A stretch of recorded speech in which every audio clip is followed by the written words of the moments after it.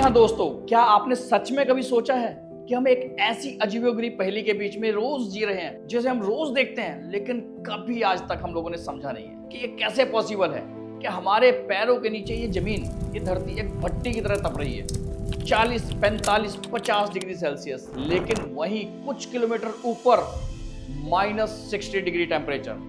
ये कैसे पॉसिबल है दोस्तों? जी हाँ दोस्तों, उसी वक्त हमसे कुछ किलोमीटर ऊपर आसमान में एक खौफनाक सन्नाटा पसार रहा है, एक ऐसी ठंड जिसकी आपने कभी कल्पना भी नहीं की होगी, -60 डिग्री सेल्सियस।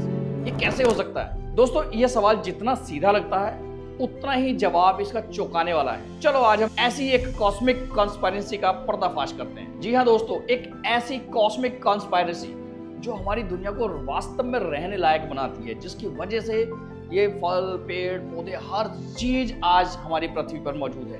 क्या है? चलो हम लोग इसको थोड़ा सा गहराई से समझते हैं। बचपन से हमें क्या सिखाया गया कि सूरज यानी कि सन आग का गोला है और वो हमें गर्मी देता है। सही है? लेकिन नहीं दोस्तों, अगर ये सही है तो लॉजिक क्या कहता है? दोस्तों लॉजिक कहता है कि जैसे जैसे हम जमीन से ऊपर उठेंगे हम सूरज के करीब जा रहे हैं, और अगर हम सूरज के करीब जा रहे हैं तो गर्मी बढ़नी चाहिए। जी हाँ दोस्तों, लेकिन जैसे जैसे हम आग के करीब जाते हैं उतनी ही ज्यादा गर्मी लगती है। लेकिन दोस्तों होता क्या है? ठीक उसका उल्टा। अब जैसे जैसे आप पहाड़ों पर चढ़ते हैं आपको ठंड की ओर बढ़ रहे होते हैं। हर 1 किलोमीटर पर अप्रोक्सीमेट 6.5 डिग्री तक का टेम्परेचर गिर जाता है, यानी कि जैसे जैसे पहाड़ों पर आप चढ़ते हैं लगातार आपका टेम्परेचर गिरने लगता है। तो ये कैसे दोस्तों? क्योंकि हम तो सूरज के करीब जा रहे हैं। जी हाँ दोस्तों, तो पहला सवाल, अगर हम सूरज के करीब जा रहे हैं तो ठंड क्यों बढ़ रही है? क्या सूरज हमें डायरेक्ट गर्म ही नहीं कर रहा? क्यों दोस्तों? है ना सवाल।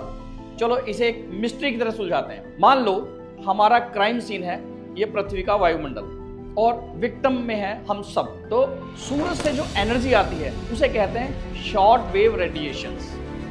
अब यहाँ आता है पहला ट्विस्ट, हमारी हवा, हमारा वायुमंडल इन शॉर्ट वेव रेडिएशंस के लिए लगभग ट्रांसपेरेंट है, मतलब वो बिल्कुल कांच की तरह है। सूरज की किरणें आसमान को गर्म नहीं करती, वो सीधे आती हैं और हवा को चीरती हुई टकराती हैं हमारी जमीन से। वो जैसे ही डायरेक्ट जमीन से टकराती हैं और जमीन को गर्म करना शुरू कर देते हैं, यानी कि हमारी पृथ्वी को गर्म करना शुरू कर देते हैं। तो दोस्तों इसका मतलब है कि असली हीटर सूरज नहीं है, असली हीटर हमारी जमीन है। दोस्तों हमारी पृथ्वी, जमीन, पानी, सड़कें, ये सब शॉर्ट वेव एनर्जी को सोख लेती हैं, फिर बदले में खुद की गर्मी छोड़ते हैं।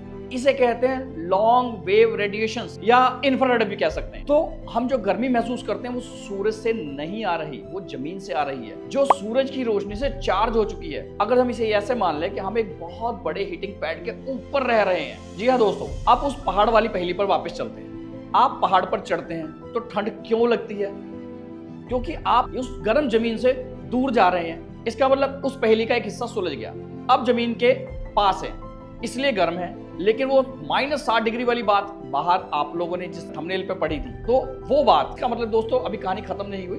अब हम लोग आते हैं कि वो -60 डिग्री वाली जो बात है वो क्या है। तो दोस्तों उसे कुछ हम इस तरह समझते हैं, हमारा वायुमंडल कोई एक चीज नहीं है, ये एक प्याज, ओनियन की तरह है, जिसमें कई परतें हैं, कई लेयर्स हैं, और हर परत का अपना एक अलग खौफनाक कैरेक्टर है। पहली परत जिसे हम लोग ट्रेसोफेयर्स कहते हैं, ये वो जगह है दोस्तों जहां हम रहते हैं। सारे बादल, सारा मौसम, 99% पानी सब यही है। और जैसा हमने देखा कि यहाँ आप जितना ऊपर जाते हैं उतना ठंडा होता जाता है। क्यों?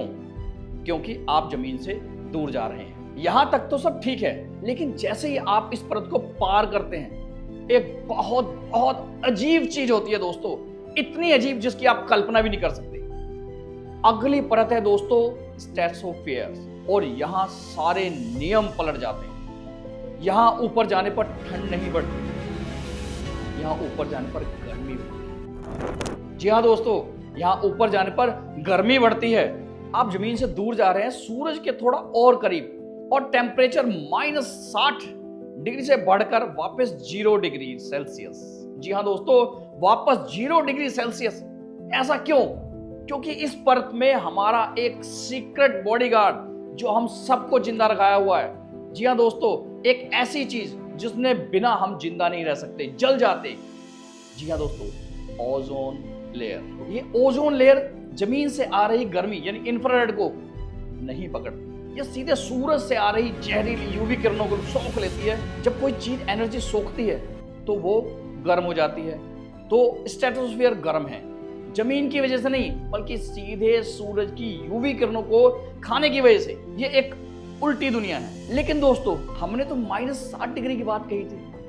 अगर यहाँ का टेम्परेचर वापस 0 डिग्री हो गया तो बर्फीला नर्क कहाँ है?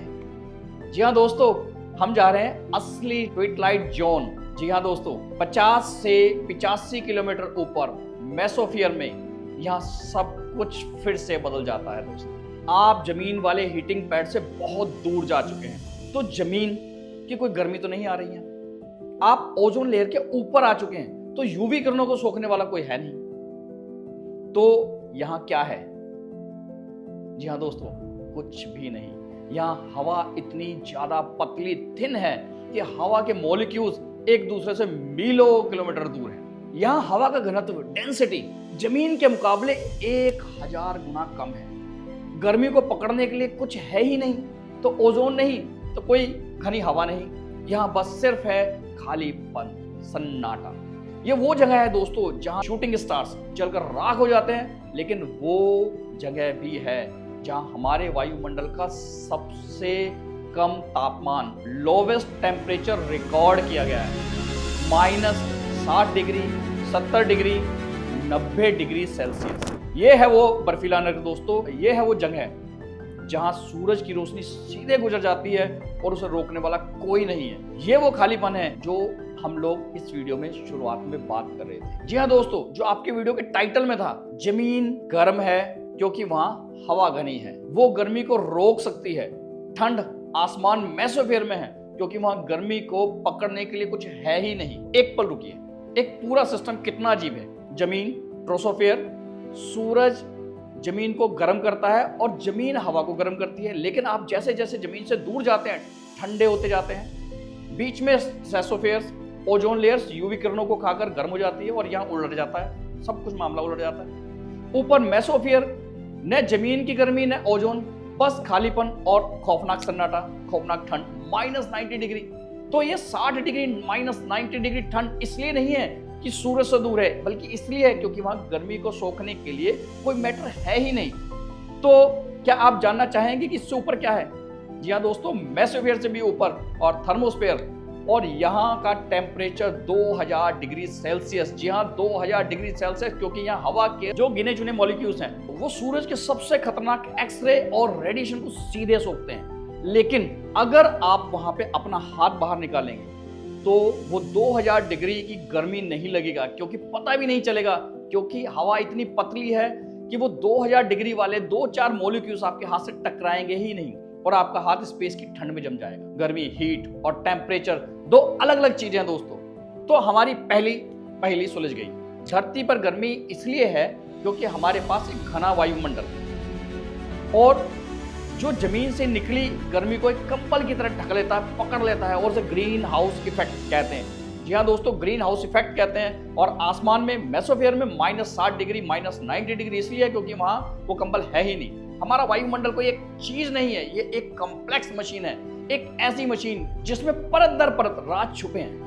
एक परत हमें यूवी किरणों से बचाती है, दूसरी परत गर्मी को कैद करती है और तीसरी परत हमें दिखाती है खालीपन, मतलब कुछ भी नहीं है। अगली बार आप जब भी रात को आसमान में देखें तो उन तारों के बीच के खालीपन के बारे में जरूर सोचना दोस्तों। वो अंधेरा नहीं है, बल्कि बर्फीला नर्क है जो हमारी इस गर्मी आरामदायक नीली दुनिया की कीमत को समझाता है। जी हाँ, जानकारी आपको कैसी लगी दोस्तों, मुझे जरूर लिखकर बताएं। और पृथ्वी के इस नेचर और एक अद्भुत जो वायुमंडल है, जिसने हमें इन कीमती पेड़ पौधे और ऑक्सीजन को देने के लिए हमारे पास ये जो नेचुरल थेरेपी और नेचुरल चीजें बनी हुई हैं दोस्तों, इन्हें प्लीज कीमत को समझें और पेड़ पौधे लगाएं, पानी बचाएं और आने वाली जो हमारी पीढ़ियां हैं, आने वाला जो समाज है, उसके लिए कुछ अच्छे कर्म साथ करते रहें। तो इसी के साथ दोस्तों मिलेंगे अपनी नेक्स्ट वीडियो में, जिसमें मैं फिर किसी सरल भाषा में, किसी आसान भाषा में, ऐसे ही किसी दूसरे टॉपिक के ऊपर मिलूंगा आपको। ये जब तक के लिए बाय बाय।